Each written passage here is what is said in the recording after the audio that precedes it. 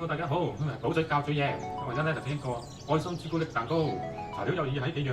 嗱，材料有呢個麵粉啦，搓朱古力粉嘅可可粉，有士多啤梨點綴下啦，有半級嘅植物油，3隻蛋，有少少全脂奶啦，同埋啲 whipped cream 嚟裝飾嘅。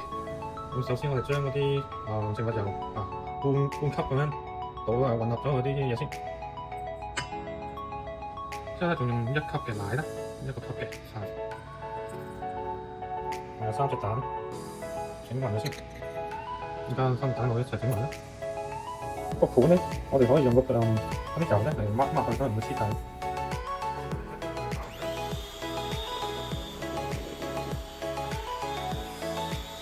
咁之後就將佢倒落去啦，平均火份啦。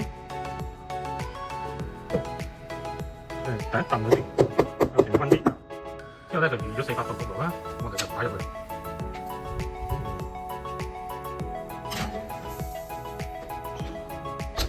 set 咗350度啦，就擺去35分鐘。咁我哋可以切嗰啲士多啤梨嚟點綴下啦，手一陣，將佢1分2得啦。咁蛋糕出嚟都係過咗半個鐘到啦，睇下嚟1點先。哇，靚啊！算唔錯啦。咁我哋而家就開始咧攤凍佢咧，就開始上 frosting 同埋裝飾啦。咁我哋一整平咗佢啦，攤凍咗我哋搽啲 frosting， 跟住均勻咁搽落去。咁我哋用啲 frosting 就塗咗上面啦。咁我哋而家咧就擺啲呢個士多啤梨嚟裝飾嘅。咁我哋再擠啲 whipped cream 啦。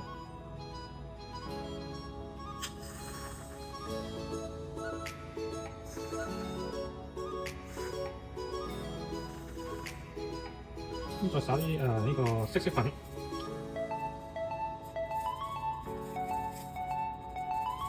咁而家點綴咗啦，記得撒啲粉打咗個可可粉。